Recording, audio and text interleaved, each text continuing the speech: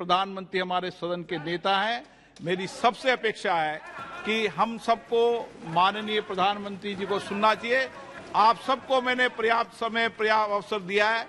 मैं अपेक्षा करता हूं कि हम सब सदन की उच्च मर्यादाओं परंपराओं को कायम रखेंगे और माननीय प्रधानमंत्री जो सदन के नेता हैं उनकी बात सुनेंगे। माननीय प्रधानमंत्री जी।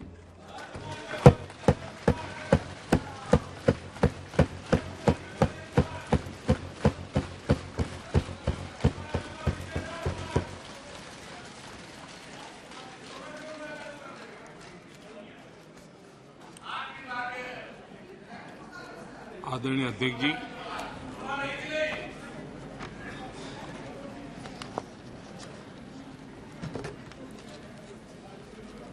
पिछले 3 दिवस से अनेक वरिष्ठ महानुभाव आदरणीय सदस्यों ने अपने विचार व्यक्त किए हैं।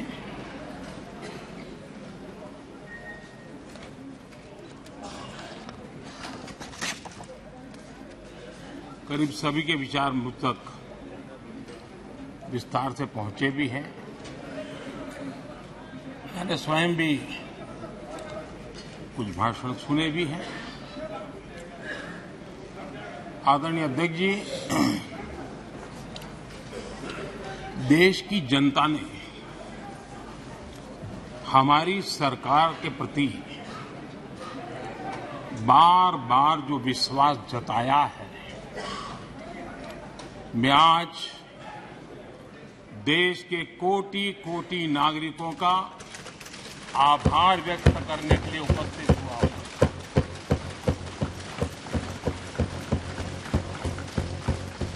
और अध्यक्ष जी कहते हैं, भगवान बहुत दयालु है और भगवान की मर्जी होती है कि वो किसी न किसी के माध्यम से अपनी इच्छा की पूर्ति करता है, किसी न किसी को माध्यम बनाता है। मैं इसे भगवान का आशीर्वाद मानता हूं कि ईश्वर ने विपक्ष को सुझाया और वो प्रस्ताव लेकर आए।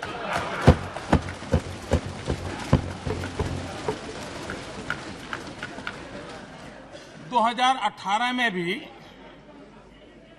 ये ईश्वर का ही आदेश था, जब विपक्ष के मेरे साथी अविश्वास प्रस्ताव लेकर के आए थे। उस समय भी मैंने कहा था कि अविश्वास प्रस्ताव हमारी सरकार का फ्लोर टेस्ट नहीं है। मैंने उस दिन कहा था,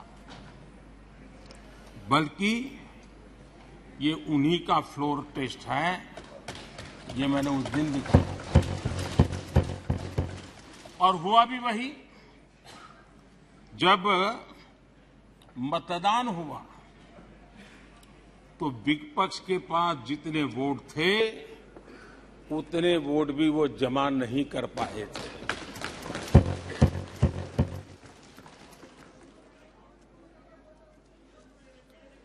और इतना ही नहीं, जब हम सब जनता के पास गए तो जनता ने भी पूरी ताकत के साथ इनके लिए नो कॉन्फिडेंस घोषित कर दिया। और चुनाव में एनडीए को भी ज्यादा सीटें मिली और भाजपा को भी ज्यादा सीटें मिली। यानी एक तरह से विपक्ष का अविश्वास प्रस्ताव हमारे लिए शुभ होता है।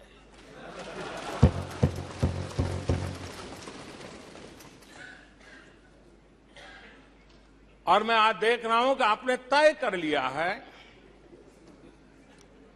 कि एनडीए और बीजेपी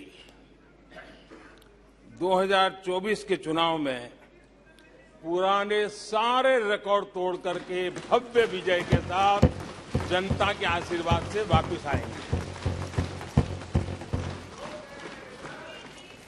आदरणीय अध्यक्ष जी, विपक्ष के प्रस्ताव पर यहां 3 दिनों से अलग अलग विषयों पर काफी चर्चा हुई है। अच्छा होता कि सत्र की शुरुआत के बाद से ही विपक्ष ने गंभीरता के साथ सदन की कार्यवाही में हिस्सा लिया होता। बीते दिनों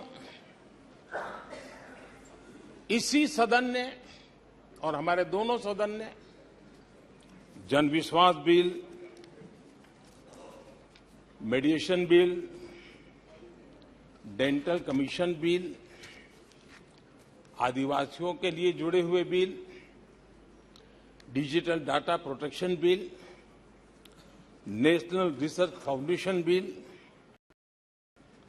कोस्टल एक्वाकल्चर से जुड़ा बिल, ऐसे कई महत्वपूर्ण बिल यहां पारित किए। और ये ऐसे बिल थे जो हमारे फिशरमैन के हक के लिए थे और उसका सबसे ज्यादा लाभ केरल को होना था। और केरल के सांसदों से ज्यादा अपेक्षा थी कि ऐसे बिल पर तो अच्छे ढंग से हिस्सा लेते, लेकिन राजनीति उन पर ऐसी हावी हो चुकी है कि उनको फिशरमैन की चिंता नहीं है। यहां नेशनल रिसर्च फाउंडेशन का बिल था, देश की युवा शक्ति के आशा आकांक्षाओं के लिए एक नई दिशा देने वाला बिल था। हिंदुस्तान को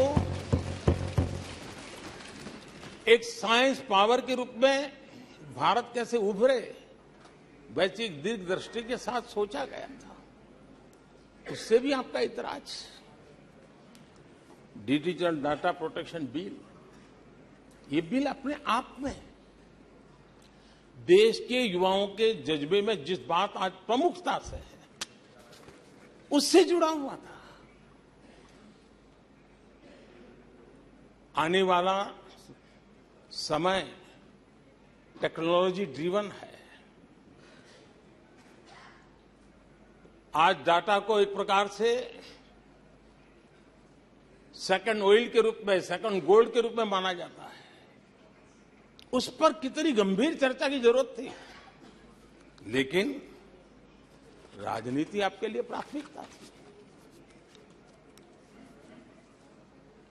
कई ऐसे बिल थे जो गांव के लिए, गरीब के लिए, दलित के लिए, पिछड़ों के लिए, आदिवासी के लिए, उनके कल्याण की चर्चा करने के लिए थे, उनके भविष्य के साथ जुड़े हुए थे।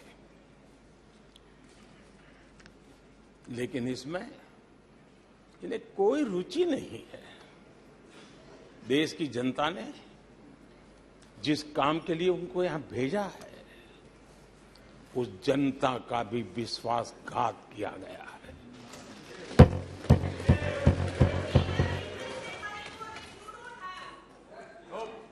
विपक्ष के कुछ दलों के लिए उनके आचरण से, उनके व्यवहार से उन्होंने सिद्ध कर दिया है कि देश से ज्यादा उनके लिए दल है, देश से बड़ा दल है, देश से पहले प्राथमिकता दल है। मैं समझता हूं आपको गरीब के भूख की चिंता नहीं है, सत्ता की भूख, यही आपके दिमाग पे सवार है। आपको देश के युवाओं के भविष्य की परवाह नहीं है, आपको अपने राजनीतिक भविष्य की चिंता है। और माननीय अध्यक्ष जी, आप झूठे एक दिन सदन चलने भी दिया, किस काम के लिए?